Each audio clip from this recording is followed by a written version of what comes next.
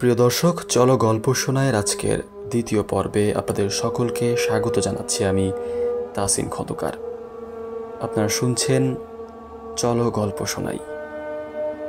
দর্শক, আজকের ঠিক দ্বিতীয় পর্বটি যারা শুনছেন তাদের প্রতি অনুরোধ, ভিডিওটি ভালো লাগলে অবশ্যই শেয়ার করতে ভুলবেন না।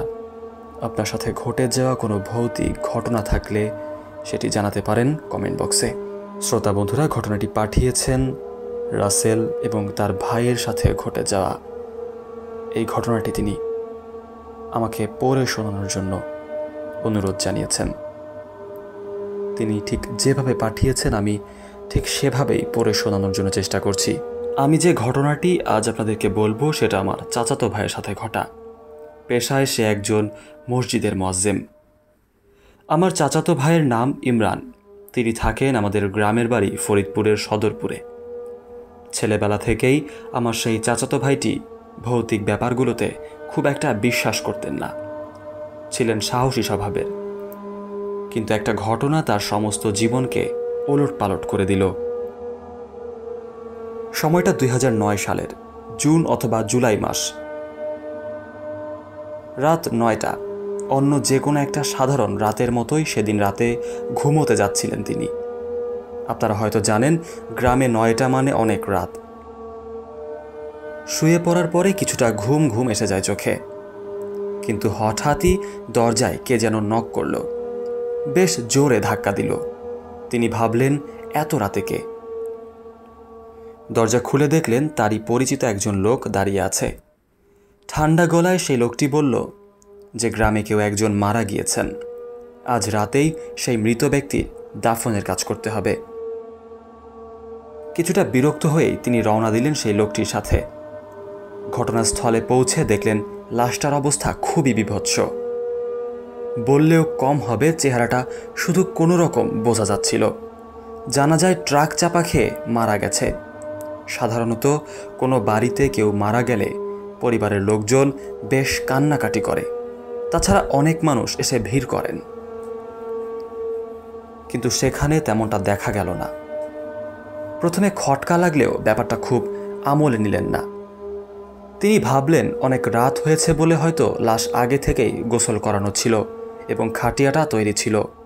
সুতরাং তিনি ঘটনাস্থলে গেলে লাশ কাঁধে তোলা হয়। খাটের সামনের অংশটা তিনি ধরেন। স্থানীয় কবরস্থানের নাম গোয়ালখালী কবরস্থান নামে পরিচিত। সেখানে যেতে হলে ধান ক্ষেতের মাঝখান দিয়ে হেঁটে যেতে হয়। যে সময়টার কথা বলছি তখন বৃষ্টির সময় ছিল। ক্ষেতগুলো পানিতে ভরা ছিল, কোথাও হাঁটু পানি বা কোথাও কোমর সমান পানি।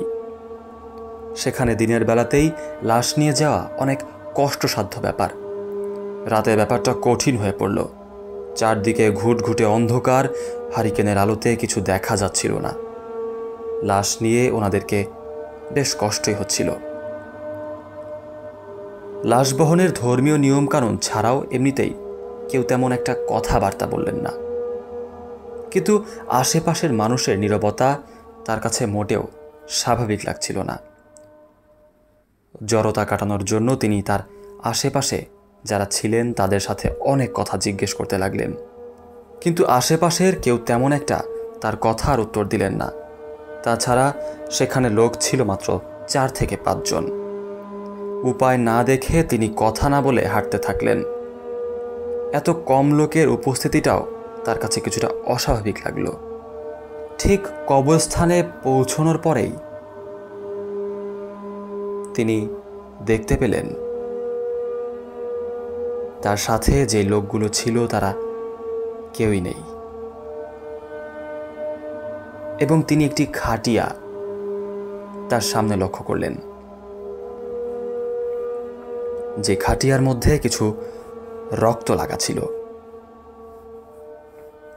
তিনি কিছু বুঝে ওঠার আগেই ঠিক সেখানেই জ্ঞান হারিয়ে পড়ে যান। সকাল হলে কবরস্থান থেকে তাকে এলাকাবাসীরা উদ্ধার করেন এবং ঠিক তার বেশ কিছুদিন তিনি জ্বরে পড়েছিলেন। দর্শক, এই ছিল আজকের ঘটনা। ঠিক রাসেল ভাই যেভাবে আমাকে ঘটনাটি পাঠিয়েছিলেন ঠিক সেভাবেই পড়ে শোনানোর চেষ্টা করছিলাম।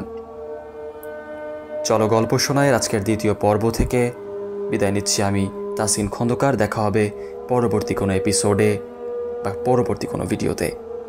আপনার সাথে ঘটে যাওয়া ভৌতিক ঘটনাগুলো পাঠাতে পারেন আমার ইমেইলে কিংবা কমেন্ট বক্সে। দেখা হবে নতুন কোনো পর্বে। ততক্ষণ পর্যন্ত সুস্থ থাকবেন, ভালো থাকবেন। সবাইকে আল্লাহ হাফেজ। আসসালামু আলাইকুম।